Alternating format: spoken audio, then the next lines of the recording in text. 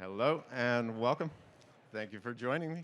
So my name is Andrew Smyth. I'm a professor at Columbia University in the Department of Civil Engineering, and I also direct the Center for Smart Streetscapes. So today I'm going to talk and introduce our center. We're a National Science Foundation engineering research center. These are the largest engineering grants that NSF gives. And we're in year 3 of a 10-year journey. So this is a $52 million endeavor. And we're a partnership led by Columbia, but partnering with 2 Florida schools, Florida Atlantic University, University of Central Florida, Rutgers in New Jersey, and also Lehman College in the Bronx.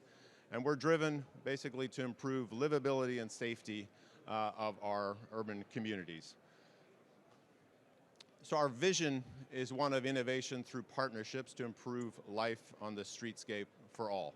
So what do I mean by streetscapes? I mean really our public spaces, our roads, our sidewalks, parks, and we feel that's kind of the area where we can make a direct impact. It's sort of where the social, the commercial, everything meets in a city and really defines the character of a city. The kinds of applications that we're looking to enhance are in the areas of road safety and efficiency, public safety, assistive technologies, outdoor work, and also hyper-local environmental sensing. So importantly, so much in smart cities is purely transportation driven. We are broader than that. So yes, we do work in transportation applications, as you can see, but we have a broader mission and a broader scope. The technological catalyst, I would say, for the applications that we're exploring are advanced wireless communications, which is a challenge in dense urban environments, but also then edge computing. So, and the combination of this we are terming Y-Edge. So we are motivated to explore applications at the human scale, at that really human dynamic scale, at the local scale. Obviously, everything that we do locally spawns out to become a global application at the city scale, but we're looking to really impact those real-time dynamics. And so for safety, other kinds of interactive applications, there's really new opportunities. Effectively, edge computing is really just pushing your computing closer to the action. So sometimes the computation is even in our streetscape sensing, but sometimes it's very, very close. And the reason this is important is to reduce latency. So if any kind of delay that we have, if our data is traveling to a distant cloud server, that can introduce some delays, and many applications that we're thinking of, particularly traffic safety, things like that, would be latency or delay intolerant. So it's important for us to push that computation close to the action, close to the sensor layer, and to be able to have that very, very low latency interaction. This also has some benefits from the point of view of privacy as well, because data flows, again, from our public urban sensing array. All those data flows are not going to some remote, distant cloud server where perhaps control, data ownership, and those things might start to become fuzzy. So it's easier to preserve privacy if data is maybe even only stored in a transient way locally. And so that's much easier to communicate with community stakeholders and be able to develop applications that are accepted over time. From a research point of view, and we are primarily a research center, we do have an educational mandate, and innovation is key as well, but our core research objective is really then to build a platform. So it's a platform of sensing, communications, and computing that can support simultaneously an array of different applications. So those transportation, assistive technologies, what have you, different kinds of applications can be supported simultaneously, concurrently, and that requires a lot of control, optimization over time, and handling those different requests. Importantly, as you can see there, our objective is also that we deliver those applications in a community-accepted manner. So engagement with community is a really important part of our center. And we really lead, I would say, with community engagement, identify community needs, and then co-design our application. So we're not a hammer looking for a nail. We're very much figuring out what the challenge is and then developing technologies around that, which takes some time. So our research framework is as follows. We basically have 5 research thrusts. We have what we call Y-Edge, which is the advanced wireless and edge computing together. Situational awareness, and I should say everything that we do is imbued with AI technology in some way or other, so that goes without saying, but situational awareness probably it leads there, where we're taking urban sensing, often computer vision or other kind of sensing modalities, and understanding a scene dynamically, making predictions as well, so that we can intervene and control. All of this is, I would say, woven through with privacy, security, and fairness. And so that it weaves through our entire research platform. And we also have, and this is maybe a little bit unusual for an engineering research center in an academic context, but we have social scientists in our team helping to work with our community partners primarily to help identify the trade-offs between utility and privacy preservation concerns. And so that's an interesting area of research in and of itself. I mentioned community engagement. This is maybe a little bit of a busy slide, but for us, as I said, that community serves as our sort of use inspiration. That defines what it is that we're developing, and our engagement takes a number of steps. Obviously, basic outreach, but then we have within our program a community partners in residence program. So we have a much more sustained, deeper connection with community leaders, and that we do this particularly in one of our test beds, which I'll talk about in a moment, up in Harlem, but we have a few other test beds as well. And we have a community partners in residence program where leadership from various community organizations are part of that, and we have many, many sessions with them in the evenings to identify community needs in the street, and then we're working now on pilots, things where we can make a difference. Technology is not the answer for everything, but areas where we think we can make an impact, we're working then with them to co-design, and obviously working then with companies as well and government as part of that conversation to explore how we can then scale those solutions is a key part of this.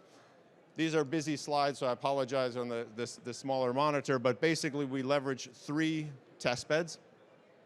One is here in West Harlem, is the Cosmos test bed, and it's a beyond 5G advanced urban wireless test bed, and it's part of also the New York City test bed program, which is led by the Office of Tech and Innovation. And here we have a truly experimental advanced wireless test bed where we can effectively, all of the radios are software defined. We have dedicated fiber, and so it's an experimental facility over 1 square mile of Harlem. And our actually headquarters is located within that same area. We have another test bed down in West Palm Beach run by Florida Atlantic University, one of our partners, as I mentioned. They're focused on pedestrian and cyclist mobility in the downtown commercial area and ensuring access from neighboring communities. And in Rutgers or New Brunswick, we have a connected vehicles test bed effectively with partnerships with Verizon and other companies. This is called Data City, and effectively there are several instrumented intersections with LiDAR, roadside units, and other computational support. And that's in partnership with New Jersey DOT and Middlesex County over there. So we have these different locations, different types of settings, and that's by design. This is a National Science Foundation sponsored project. It's not a New York City only sponsored project. And so we need to have complementary challenges, complementary communities, and also complementary technologies where we can explore different kinds of solutions. When I talk about privacy, when we're doing a community engagement events, this is the kind of thing that I like to show. So cameras are ubiquitous, a cheap type of sensor, but when we are doing our sensor, and we have our own human subjects protocols with how we do our research in a responsible manner. So this is just an example of one of our cameras. This would be the type of raw video that it would collect. You can see there's roadworks going on. This is at 120 in Amsterdam, right adjacent to Columbia's campus.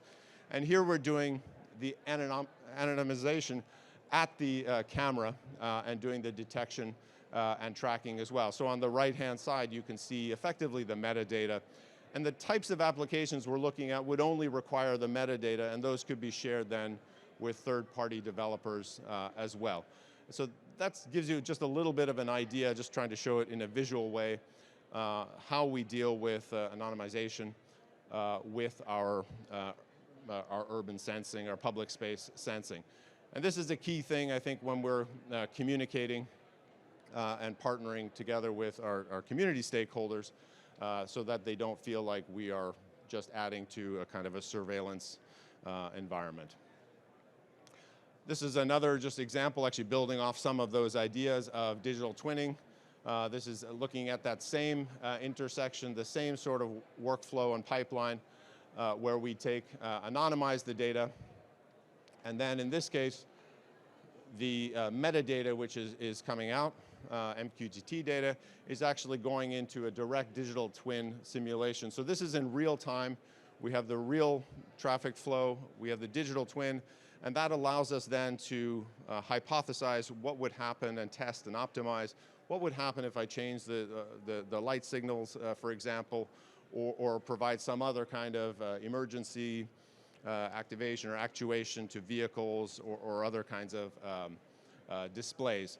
So it gives you an idea to be able to do this, as I said, in real time. So this is a true digital twinning. It's not just a visualization. It's actual, the physics are there directly adhered to. Another example of the type, I said we're sort of not just pure transportation. This one is actually an assistive technologies application where our, and you could, I don't have time, but if you Google Street Nav, you can see a nice video demonstration of this. So this is an application where the traffic cameras are sensing the scene. A blind or low vision pedestrian opts into an application, so they have a device. The cameras can see that individual, and then they will help that individual navigate, in this case, cross the street and go to a building entrance. It can be difficult if you're blind to find a building entrance in crowded urban environments. But obviously crossing the street safely, alerting them to oncoming vehicles, bicycles, what have you.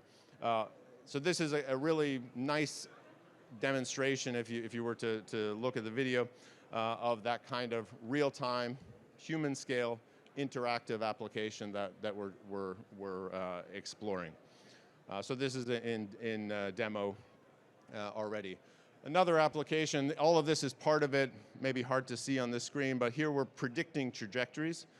So tracking, doing prediction, both of humans and of vehicles as well.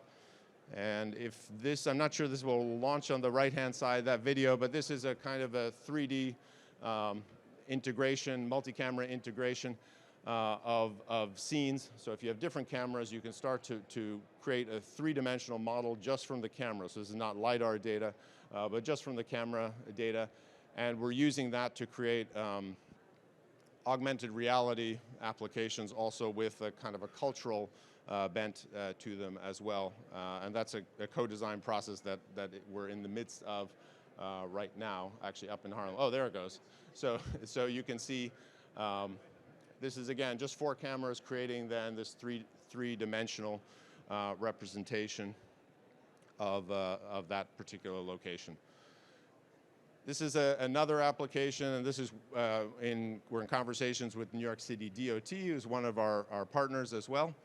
Let's see if this runs. Yeah, so here we're identifying micromobility devices and actually looking at precise classifications of scooter versus e-scooter versus identifying if there's a box like for a delivery, like distinguishing all these different kinds of mopeds, distinguishing all these different kinds of very small objects in a scene. It's a challenging technical problem, but then being able to provide data around that so they can have estimates of the micromobility counts at different locations, but also whether they have an enforcement problem, for example, of those devices on the sidewalk and also their speeds as well.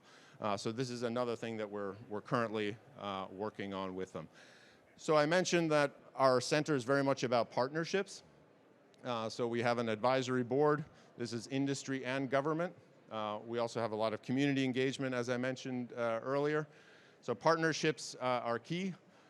We also have an innovation ecosystem, which is part of our program. And we have, from that, we have this Validate Accelerator program. And so here we're teaching students. They work with industry mentors as well in exploring their ideas, doing customer discovery, and being able to train to be prepared to launch a startup. The center is engaged with a variety of different sort of proposals and projects, but also industry grant programs and data challenges. So we work on a project through Empire AI. This is a large initiative between New York State, several universities, and NVIDIA. Another initiative with NVIDIA. So these are basically compute time grants around specific objectives, and also with INRIX through a Metro Lab call recently. So these are our current industry partners.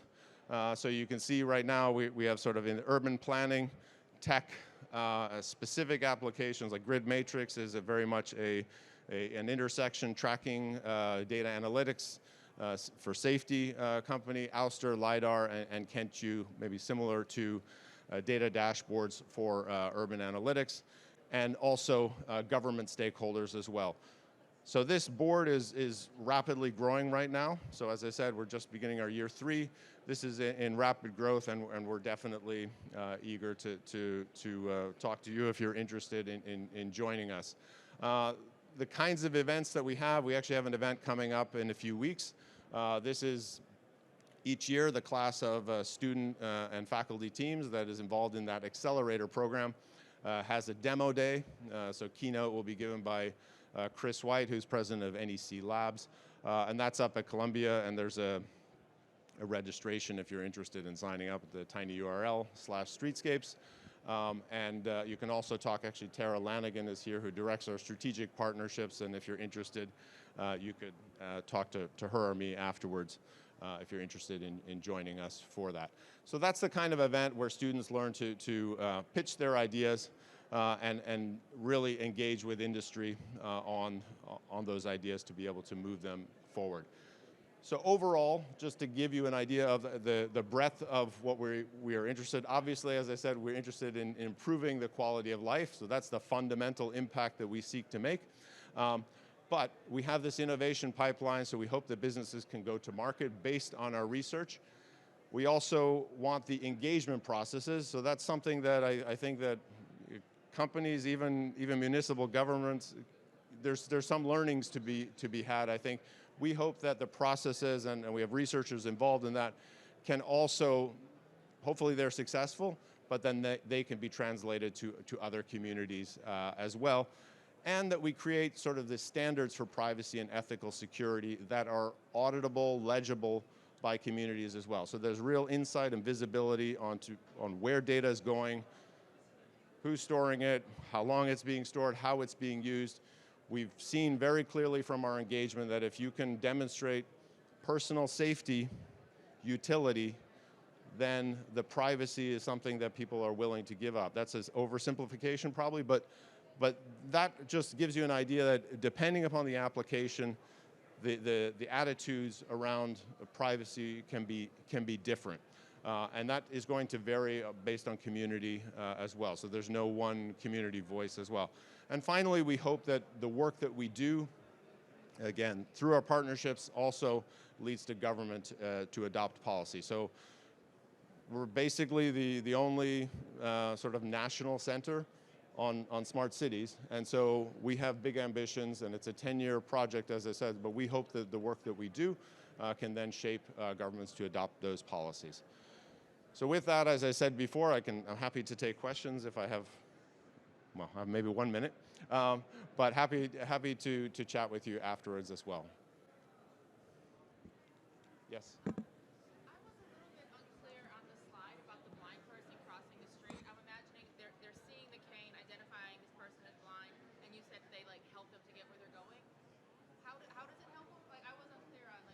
So yeah, so the app effectively would give them audible feedback or haptic feedback.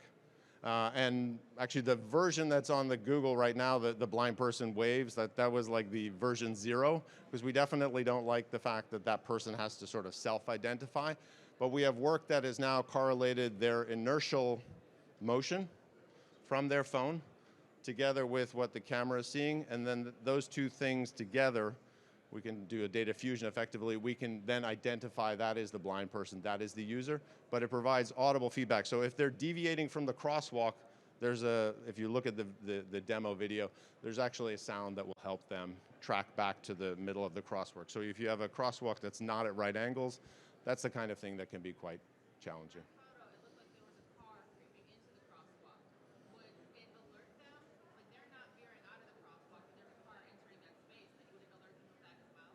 I mean, it would have in that case. I mean, that was just a cartoon. I think it's probably better if you look at the video. Yeah, I was just trying to capture the entire scene.